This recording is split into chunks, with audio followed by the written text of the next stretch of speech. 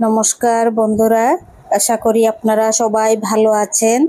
আজ আমি বানাবো নিরামিষ উলকচুর ভাপা রেসিপি।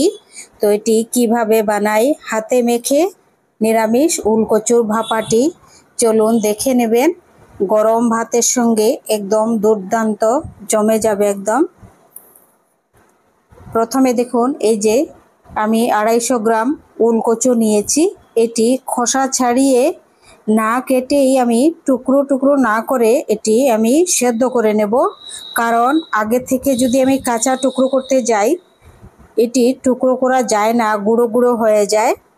তো এর জন্যে খোসা ছাড়িয়ে গোটাটাই আমি সেদ্ধ করে নেব।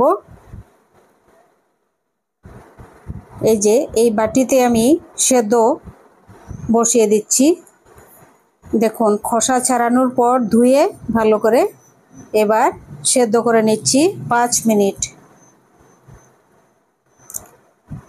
দিয়ে দিচ্ছি হাফ চামচ নুন দিয়ে এবার 5 মিনিট সেদ্ধ করে এটি এখন ঢাকা দিয়ে দিচ্ছি 5 মিনিটের জন্যে। 5 মিনিট হয়ে গেছে। দেখুন, সাধারণভাবে একদম সাধারণ সেদ্ধ করে নামিয়ে নিয়েছি। এবার মশলা নিয়ে নিচ্ছি। দেখুন, 3 চামচ নারকেল, 2 চামচ পোস্ত, 2 চামচ সর্ষে, 3টি কাঁচা লঙ্কা, 1 পিস আদা। ওগুলো আমি শিলে বেটে নেব। পোস্ত আলাদা করে বেটে নেব, সর্ষেও আলাদা করে বেটে নেব, আর নারকেলটাও আলাদা করে আমি শিলের মধ্যে বেটে নেব।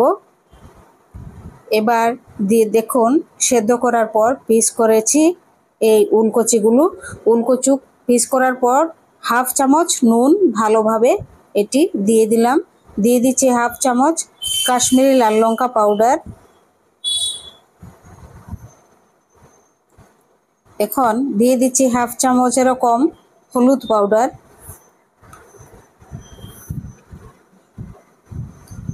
এবার দিয়ে দিচ্ছি সরষে, আদা, কাঁচা লঙ্কা, এটি একসঙ্গে পেস্ট করেছি, শিলের মধ্যে বেটে ওগুলো দিয়ে দিচ্ছি একসাথেই। এবার দিয়ে দিচ্ছি পোস্ত বাটা 2 চামচ।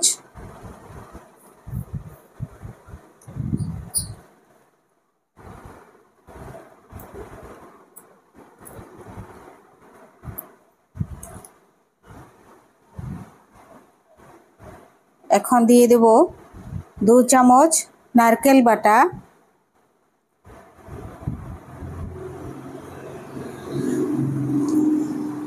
নারকেল বাটা দেওয়ার পর এই বাটিটা ধুয়ে অল্প একটু সামান্য জল দিয়ে দিচ্ছি, আর জল দেব না এই উলকচু ভাপার মধ্যে। এবার এটি ভালোভাবে মিক্স করে নিচ্ছি। মশলাগুলো সবগুলো উপকরণ ভালোভাবে উলকচুর সাথে মিক্স করে নিলাম। এখন মিক্স করার পর দিয়ে দেব 2 চামচ পরিমাণ সরষের তেল, কাঁচা সরষের তেল দেওয়ার পর দিয়ে দিচ্ছি 2টি কাঁচা লঙ্কা। এবার ঢাকনাটা লাগিয়ে 10 মিনিট সেদ্ধ করে ভাপে বসিয়ে দেব।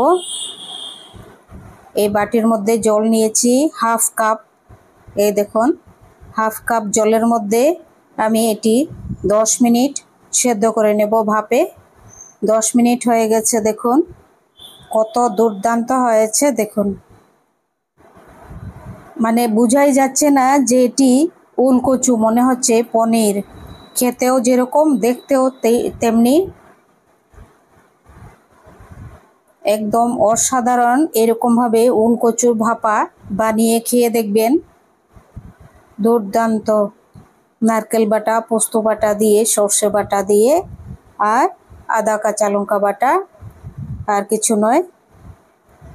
একদম সিম্পল কিন্তু দুর্দান্ত এই রেসিপিটি। আপনাদের যদি রেসিপিটি ভালো লাগে সাবস্ক্রাইব করবেন, লাইক করবেন, শেয়ার করবেন, কমেন্ট করে জানাবেন কেমন লেগেছে আপনাদের। দেখুন, খুব সুন্দর, খুব সুন্দর হয়েছে।